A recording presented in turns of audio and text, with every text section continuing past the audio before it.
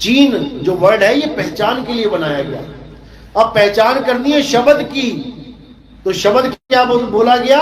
अरे शब्द शब्द सब कोई कहे, वह तो शब्द विदेह और जीवा पे आवे नहीं, निरख परख कर ले। क्योंकि जीभ पे आने वाले जितने भी शब्द हैं ये अक्षरों के मेल से शब्द बने हैं, और हमें ये अक्षरों के मेल वाला शब्द नहीं चाहिए, नहीं चाहिए। हमें वो शब्द चाहिए जिसके लिए बोला गया शब्दे धरती शब्दे आकाश शब्दे शब्द भया प्रकाश, सगल सृष्टि शब्द के पाछे, नानक शब्द घटे घट आछे। वो शब्द हर घट में विराजमान है, लेकिन उसकी कोई खबर नहीं कर पा रहा। इसीलिए बोला घट घट मेरा साइया, सुनी सेज न कोए, और बलिहारी वा घट की, जिस घट प्रगट होए। वैसे तो वो प्रगट ही है। अभी हम कमरे में बैठे तो सूरज प्रगट नहीं है क्या? प्रगट है, लेकिन हम उससे दूर हुए बैठे हैं। अभी हम छत पे चले जाएं तो सूर्य प्रगट है। बस यही अज्ञानता है। हमारा मुंह नीचे की तरफ है, हम धरती को देख रहे हैं, और सूरज ऊपर है। कैसे दिखेगा? नहीं दिख रहा है। अब क्या करना है? उलट समानी आप में, और प्रगटी ज्योति अनंत, साहिब सेवक एक संग, खेले सदा बसंत। तुम्हारा मुंह मन की तरफ है, इसलिए तुम मनमुखी हो गए हो, और गुरु तुम्हारे पीछे है।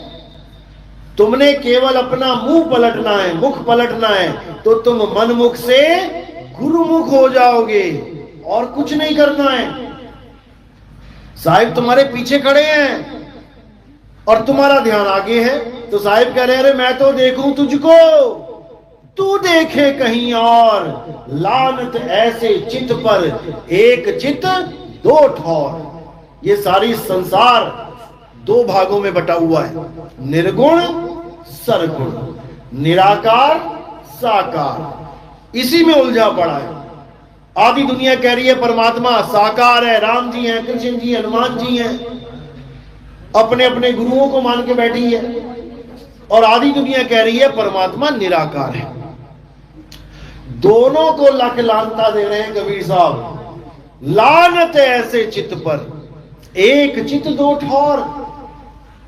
अब करना क्या है? अब कहते हैं निर्गुण सरगुण दोनों से न्यारा, जानेगा कोई जान न हारा। इन दोनों को त्याग के मूल में आ जाना है, तब हर चीज समझ में आ जाएगी। तो कहते हैं निर्गुण सरगुण द्वंद्व पसारा, और दोनों पड़ गए काल की धारा। दोनों काल के मुंह में चले गए, निराकार वाले भी और साकार वाले भी। दोनों का कल्याण नहीं हो पाया। इसी को बोला गया कोई सरगुण में रीझ रहा, कोई निर्गुण ठहराए, और अटपट चाल कबीर की, मुंह से कहीं ना जाए। दादू जी की वाणी है कि अटपटी चाल केवल कबीर साहब की है। भाई इसको समझना बहुत टेढ़ी खीर है, जल्दी नहीं समझ में आता। साहिब भी यही कह रहे हैं, अटपट ज्ञान कबीर का, और झटपट लखा ना जाए। जो इसको झटपट लखे तो सब खटपट मिट जाए। अभी मैं जहां से आ रहा हूं, बीच में एक गुरुद्वारा पड़ा था, वहां मैं रुका आधा घंटा पौना घंटा। बड़े प्रेमी भगत मिले वहां पे, उन्होंने भी अपनी कुछ सुनाई महानताएं महात्मा जी की। आधा घंटा बोल के वो कहते जी हमें 10 मिनट दो, आप भी बोलो कुछ सुनने को। तो जब हमने मूल ज्ञान रखा वहां पे, शुरू में तो नहीं समझ में आ रहा था, लेकिन धीरे धीरे धीरे धीरे जब पर्दे खुलने लगे तो ये कह के उठे कि बहुत मुश्किल ज्ञान है समझना। इसको समझना आसान बात नहीं है। अगर हम समझ में आ रहा है हमारे तो बहुत बड़ी बात है, ये जल्दी किसी के समझ में नहीं आता। यहां तक कि आगे का ज्ञान भी उन्होंने पूछने की कोशिश करी कि हमें आगे का ज्ञान बता दो, लेकिन मैंने उनको YouTube चैनल दिया कि पहले इसको समझ लो, पहले प्यास जगाओ। जब प्यास जगेगी तब पानी पीने का मजा आएगा। जब प्यास लगी होती है, कभी ट्रेनों में देखो बहुत प्यास लगी है तो 10 रुपए का पानी भी 50 में लेके पीना पड़ जाए, तब भी तुम्हें लगता है कि शुक्र है मिल गया। और प्यास ना लगी हो ना तो तुम उस पानी को रिजेक्ट मार दोगे, नहीं भैया 5 में दे दे, रेट बांधोगे वहां पे, लेकिन जब सच में प्यास लगी है तो कहते हैं सिर धड़ की बाजी होती है वहां पे, शीश कटा के भी देना पड़े तो लेना पड़ता है। इसीलिए बोला है आना कबीर पंथ में खाला का घर नहीं, आते हैं यहाँ शूरवीर जिन्हें तीन लोक का डर नहीं, लोक लाज का डर नहीं।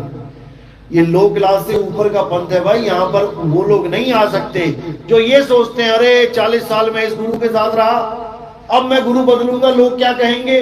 अरे भाई जब तू बकरा कुत्ता हाथी बन जाएगा तब भी लोग कुछ नहीं कहेंगे, फोटो खींचेंगे तेरी। इसलिए इस लोक लाज से ऊपर उठ जाना है। लोक लाज सबसे बड़ी रुकावट है आगे बढ़ने में। पहली बात तो ये समझ लो कि गुरु ज्ञान है, गुरु देही नहीं है जो तुमने स्टॉप लगा दिया कि मेरे गुरुजी ये हैं। कब तक तुम्हारे गुरुजी हैं ये? जब तक प्राण है, उसके बाद उठा के फूंका उनको। गुरु को भी फूंक दिया जाता है, यहाँ पे गुरु को भी दफन कर दिया जाता है। अरे भाई वो शरीर दफन हो रहा है, शरीर जल रहा है, गुरु दफन नहीं हो रहा। गुरु तो ज्ञान है, गुरु शब्द है, लेकिन दुनिया नहीं समझ पाती, इसीलिए ये झगड़े मच जाते हैं। मेरा गुरु बड़ा, मेरा गुरु बड़ा। अरे भाई किसी का गुरु बड़ा नहीं है, ज्ञान बड़ा है। 3 प्रकार के ज्ञान है इस दुनिया में जिसमें सारी दुनिया के गुरु आ जाते हैं। पहला ज्ञान है जीव ज्ञान, जिसमें जीवों से प्रेम करना सिखाया जाता है, जीव हिंसा को रोका जाता है, जीवों की ही पूजा कराई जाती है। यानी तुम आओ मेरे मत्थे टेक लो, मैं गया तेरे मत्थे टेक लिए। ये जीव ज्ञान है। ब्रह्म ज्ञान, जब जीव यानी जीव अवस्था से उठ के तुम ब्रह्म अवस्था को प्राप्त हो जाते हो तब वो ब्रह्म ज्ञान हो जाता है। वहां पर शरीरों की दाल नहीं गलती। ब्रह्म ज्ञान यानी निराकार, वहां पे सारे साकार खत्म हो जाते हैं, एक निराकार रह जाता है। और उसका स्वरूप क्या है? ज्योत स्वरूप। यानी तन से ऊपर उठे तो मन तक पहुंच गए। मन क्या है? मन तू ज्योत स्वरूप है, अपना मूल पछाण, यानी इससे भी आगे मूल है कोई। वो क्या है? यानी तन से ऊपर उठे तो मन, और जब मन से ऊपर उठे तो गुरु, तब मिलेगा तुम्हें गुरु। और वो कौन है? वो है पीव, शब्द गुरु। तो साहिब कहते हैं जीव शिव सब प्रगटे, वह ठाकुर वह दास, और कबीर और जाने नहीं एक राम नाम की आस। जो कबीर साहब का राम नाम है वो जीव और शिव दोनों अवस्थाओं से ऊपर है। वो कोई मंत्र नहीं है कि राम राम राम राम करना है। साहिब कहते हैं बहुबंधन में बांधिया एक बेचारा जीव, और केवल छूटे आपने जो न छुड़ाए पीव। जब तक वो पीव नहीं छुड़ाएगा ये जीव की मुक्ति होने वाली नहीं है। लेकिन दुविधा ये है कि जीव दूसरे जीव पे भरोसा करके बैठ गया है कि मुझे गुरुजी छुड़ा लेंगे, गुरुजी बचा लेंगे। अरे भाई समझ जाओ, वाणी कहती है एक डाल दो पंछी बैठे, एक गुरु एक चेला। गुरु की करनी गुरु भरेगा, चेले की करनी चेला। वो बैठे गुरुजी जेल में, तुमने जाना तो बताओ पहुंचा दे। गुरु की करनी गुरु भरेगा, भर रहे हैं। 40-40 वकील लगा रखे हैं, बेल नहीं मिल रही है, और चेला आजाद घूम रहा है। चेला आजाद घूम रहा है क्यों? चेले ने वो काम नहीं किया जो गुरु कर बैठे हैं।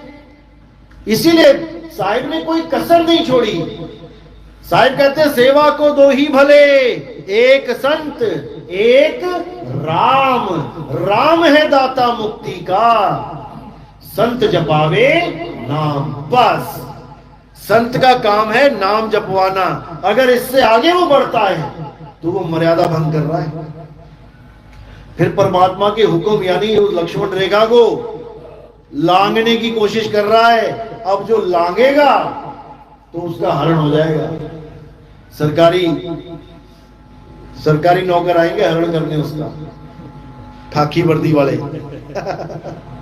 इसलिए अपनी मर्यादा में रहो। मर्यादा यही कहती है कि गुरु का काम है ज्ञान देना, ना कि भगवान बनना। भगवान तो वो है जिसका वो ज्ञान दे रहा है। लेकिन यहां पर सारे भगवान बड़े बैठे हैं, कत्ल कर देते, कत्ल भगवान बनने के लिए। गुरुओं को जहर खिला दिया गया भगवान बनने के लिए कि इसकी फोटो हट जाए और मेरी लग जाए, मुझे लोग पूछें। ये सब डेरावाद है, ये सब आश्रमवाद है।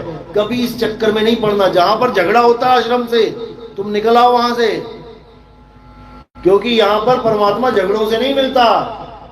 नानक साहब कहते हैं, रहे एकांत एक मन वसिया, आशा मह निरासु, अगम गोचर दीघ दिखावे, नानक ताकर दासू। नहीं किसी के पास आश्रम हो, अकेला बैठा है पीपल के नीचे, उसके पास भी तुम्हें राम मिल सकता है। कोई आश्रम वालों ने ठेका नहीं ले लिया कि जिसका बड़ा आश्रम वो बड़ा वाला परमात्मा दे रहा है तुम्हें। लोग आश्रमों की तरफ भागते हैं, संतों की तरफ भागो।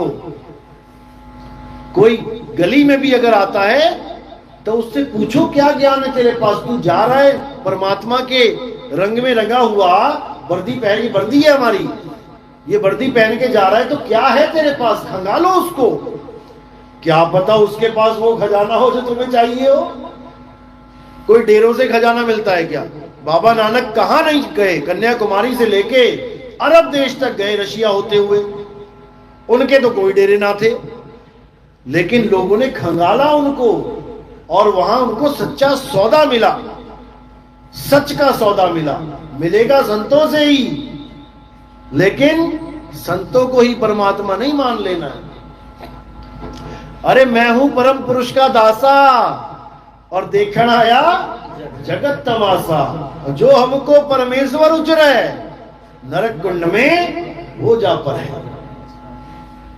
जो हमें परमेश्वर उचरेगा, यानी जो मुझे परमात्मा मान लेगा, वो नरकों में जाएगा। अब हमने कोई बुराई तो नहीं करी किसी की, कोई चोरी नहीं करी, कोई ठगी नहीं करी, हमने केवल आपको परमात्मा ही तो कहा है, तो मैं नरक में क्यों जाऊं?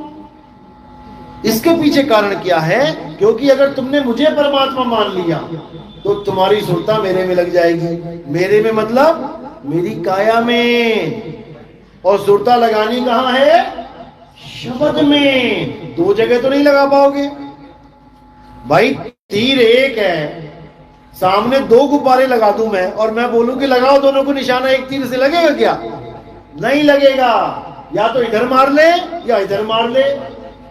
अगर लग गया शरीर में निशाना तो नरक कुंड में वो जा पर ही। नरक कुंड क्या है? ये है नरक कुंड, मां का गर्भ। अगर तुमने शरीर पे निशाना साध लिया, तुमने देही को गुरु मान लिया, तो भाई तुम्हें गर्भ जून से कोई नहीं बचा सकता। और अगर तुमने शब्द को छीन लिया तो तुम्हें देही गुरु में डाल कोई नहीं सकता। अरे साहिब कह रहे हैं ना, जैसे स्वर्ण कांच मंदिर में भ्रमते भूख मरे हो, और कहे कबीर नलनी के सुगना तोहे कौन पकड़े हो। उड़ते पंछी को कोई नहीं पकड़ सकता, आसमान में देख ही सकता, अरे यार ये उड़ गया, पकड़ नहीं सकते। ऐसे ही सुरता को ये काल पकड़ ही नहीं सकता, अगर इसे शब्द गुरु का भेद पता लग जाए। ये तभी पकड़ पकड़ के मारता है जब शब्द का भेद नहीं पता होता है, और सुरता देह में लगी होती है गुरु के। इसीलिए बोला गया, मानुष की तू प्रीति त्याग, अविनाशी तू मन में राख। दोनों को साथ लेके चलती है गुरुवाणी, कसर कहीं नहीं छोड़ रही है। मानुष की तू प्रीति त्याग, क्या गुरु मानुष नहीं है? गुरु मानुष है कि नहीं है? गुरु मानुष है। देखो पकड़ लिया ना ज्ञान। मानुष तो चोला है, मानुष तो कपड़ा है। इसलिए बोला मानुष की तू प्रीति त्याग। अविनाशी कौन है? अविनाशी शब्द है अविनाशी। अविनाशी तू मन में राग। अपनी सूरत का निशाना अविनाशी की तरफ लगा के रखना, तब तो तेरा कल्याण हो गया। अगर तू अटक गया देही में तो भाई ढांचे को प्यार करेगा तो ढांचा ही मिलेगा। अंतमता सुगता। इसीलिए सिख लोग भले वो 10 पातशाहियों को साथ लेके चल रहे हैं, लेकिन फिर भी देही गुरु को नहीं मानते। क्या 11वीं पातशाही नहीं हो सकती थी? ऐसे ऐसे धुरंधर थे, ऐसे ऐसे ज्ञानी पुरुष थे, 10वीं पातशाही की फौज में ब्रह्म ज्ञानी, लेकिन आगे गद्दी नहीं चलने दी। उसके पीछे भी बहुत गुप्त कारण था। चाहते तो चला देते, जहां 10 आए वहां 100 बना दो, उसमें क्या है, लेकिन उसको भी रोकना था। लेकिन लोग नहीं समझ पाए, उन्होंने पूरी वाणी को आगे रख दिया कि वाणी गुरु, गुरु है वाणी, इसी को समझो, पहले इसी को तो समझो, ये तो सिलेबस पूरा करो। लेकिन इसको भी कोई नहीं समझ में आया, इसको ही समझ नहीं पा रहा। ये तब समझ में आएगा सिलेबस जब आपके जीवन में कोई भेदी गुरु आएगा जो सारे भेद खोलेगा, तब आपको वाणी की एक एक लाइन समझ में आने लग जाएगी कि वाणी कह क्या रही है, कौन सी वाणी है जिससे हमारा कल्याण होगा। क्या ये ग्रंथों में लिखी वाणी से कल्याण होगा? बिल्कुल नहीं होगा। जो वो असली वाणी है वो देखी नहीं जा सकती आंखों के बिना। आंखों से ये पढ़ रहे हो तुम, वो आंखों से दिखती नहीं है, वो कानों से सुनती नहीं है। अखा वाजो वेखना, बिन कन्ना सुनना, पैरा वाजो चलना, बिन हथा करना, जीवा वाजो बोलना, यू जीवित मरना, नानक हुक्म पछाण तो जा खसमे नो मिलना। वो खसम है वाणी हमारी। ये वाणी तो हाथों से लिखी गई है, बनाई गई है, लेकिन वो वाणी उसको कोई बना नहीं सकता। इसलिए उसको बोला गया है धुर की वाणी आई, जिन सगली चिंत मिटाई। सगली चिंत क्या है? सबसे बड़ी चिंता क्या है? LIC पूरी होने वाली है, उसका पैसा मिलेगा। ये लड़का नहीं हो रहा, लड़की हो जा रही है, वो चिंता है। या नौकरी नहीं मिल रही है। सबसे बड़ी चिंता है जन्म मरण का रोग। ना जन्म होए, ना टाइफाइड होए, ना कैंसर होए, ना टीबी होए, कोई रोग ही ना होए। असली रोग है तुमने ये शरीर धारण कर लिया। शरीर धारण किया नहीं कि रिश्ते नाते बने नहीं, और उन्हां दी टेंशन साडी टेंशन। पहला टेंशन कुड़ी हो गई, उसके बाद कुड़ी का ब्याह करता, दूसरी टेंशन उत्थे सुखी नहीं है, ले लो स्वाद। शरीर का स्वाद यही है। शरीर का रोग ही सबसे बड़ा रोग है। और ये रोग कब खत्म होगा? जब धुर की वाणी से जुड़ोगे। और वो धुर की वाणी हिंदी, पंजाबी, उर्दू, फारसी की नहीं है। वो धुर की वाणी अलग ही चीज है। जब उसके साथ जुड़ोगे तब समझ में आएगा ये शब्द होता क्या है। तो इसलिए संतों को केवल गुरु मानो, संतों को परमात्मा नहीं मानना है। संतों मतलब ये शरीर को संत मत समझ लेना। संत क्या है? संत हमारी आत्मा, हम संतन के जीव, और संतन हम में रम रहे, जीव माखन में घीव। संत असल में आत्मा होता है। जब आप ये फूल चढ़ा रहे हो, कुछ आरती कर रहे हो, फूल चढ़ा रहे हो, ये शरीर को नहीं चढ़ रहे हैं, ये आत्मदेव को चढ़ रहे हैं जो ज्ञान दे रहा है। शरीर ज्ञान नहीं देता किसी को।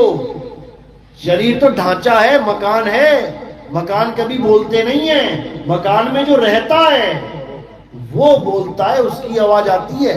दरवाजे बंद हो, चाचा जी का मकान हो, बोलो आप चाचा जी क्या हाल है, अंदर से आवाज आएगी ठीक है पुत्र। तो मकान बोला क्या?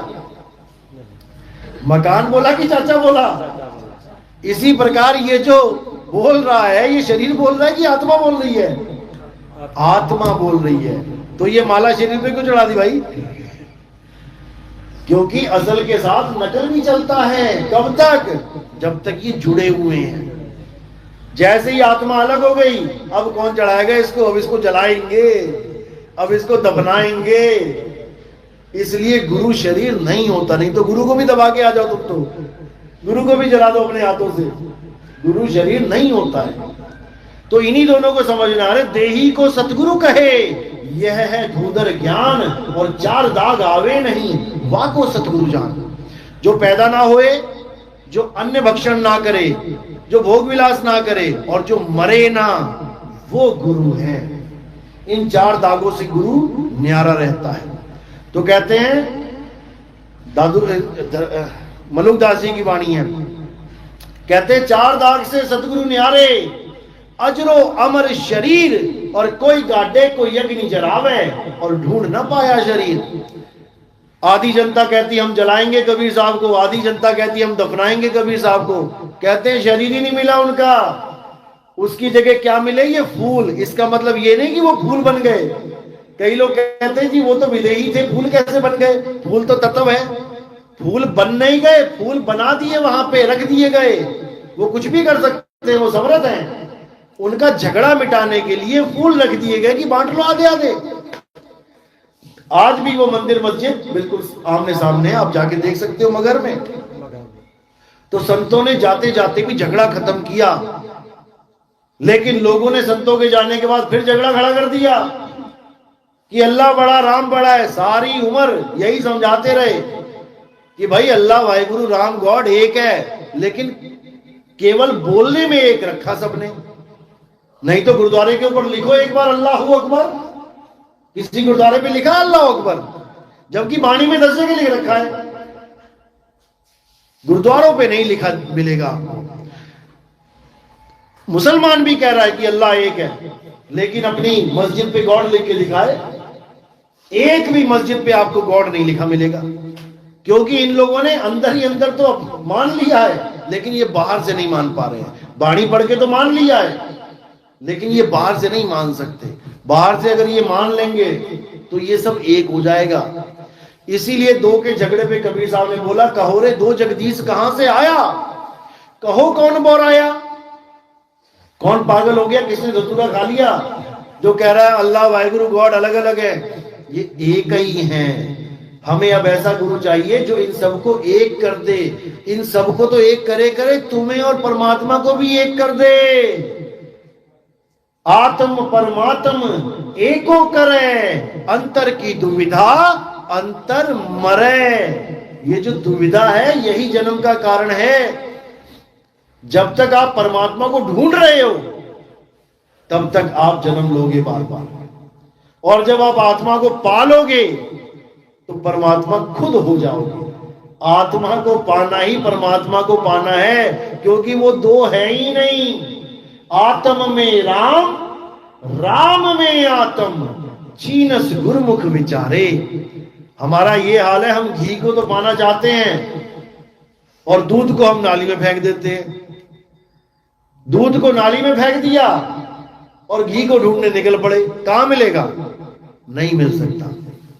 जब तुम्हें दूध की कदर आ जाएगी कि भैया दूध में घी छुपा हुआ है, और उसको मथने वाला, उसको जानने वाला गुरु मिल जाएगा, तब तुम्हें उस दूध में ही घी की प्राप्ति हो जाएगी और वो दूध ही घी हो जाएगा। इसी प्रकार आत्मा परमात्मा एको करे, अंतर की दुविधा अंतर मरे। अंतर खत्म करने के लिए ही संत महात्मा इस दुनिया में आते हैं। साहिब कह रहे हैं अब तो जाए चढ़े सिंहासन और मिले हैं सारंग पानी।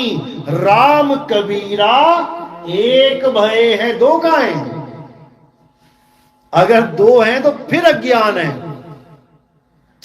राम कबीरा एक भय हैं, कोई ना सके पहचानी। जब राम कबीरा एक हो गए तो आप और राम एक क्यों नहीं हो सकते? जब राम में कबीर जी समा गए तो आप क्यों नहीं समा सकते? आप भी समाओगे, लेकिन शरीर नहीं समाएगा कि तुम शरीर को सोच रहे हो कि मेरा शरीर समा जाएगा। शरीर तो यही रह जाएगा। समाने वाली चीज है सूरत। सूरत समाए शब्द में, वाको काल ना खाए। यही समझा समझा के कबीर साहब चले गए, लेकिन इन कबीर पंथियों ने फिर क्या कर दिया? दे मूर्तियां, दे मूर्तियां। पत्थर से काम नहीं चला, संगमरमर की ले आए। संगमरमर भी फीकी पड़ गई, चांदियों की बना दी। चांदी फीकी पड़ गई और सोने की लगी हुई बनाने में। अरे इससे कुछ होने वाला नहीं है भाई। पाथर पूजे हरि मिले तो मैं पूजू पहाड़, और उससे ये चाकी भली पीस खाए संसार। कबीर साहब पत्थरों के घोर विरोधी थे, और आज कबीर पंथ में बड़े बड़े मंदिर बन गए, पत्थरों की मूर्तियां लग गई, गल्ले लग गए, धंधा बना लिया कबीर साहब के नाम पे। क्या बनेगा इनका? इसीलिए साहिब को कहना पड़ा कि मेरा नाम लेके ये काल 12 पंथ चलाएगा, लेकिन उन 12 पंथों के बाद जब मेरा पंथ उजागर होगा, असली पंथ, तब ये सारे 12 पंथी इसमें आके समा जाएंगे। काल के दूत नहीं समाएंगे, जो विवेकी हंस है वो समाएंगे। जो स्वार्थवश लगे पड़े हैं कबीर कबीर करने, वो नहीं समाएंगे। उन्होंने तो धंधा बना लिया कबीर के नाम का। लेकिन जो विवेकी हंस है वो दूर रह ही नहीं पाएंगे। जैसे चुंबक आ जाए लोहे के पास, वो चाह कर भी दूर नहीं रह सकती, खिंची चली जाएगी बिना डोर के। कौन सी डोर फेंकी भाई चुंबक को? चुंबक ने बिना डोर के खींचे चले आएंगे। और ऐसा ही हो रहा है। आप यूट्यूब खोलोगे आपको सब समझ में आ जाएगा। तो बात इतनी सी है कि देही गुरु और विदेही गुरु को जान लो।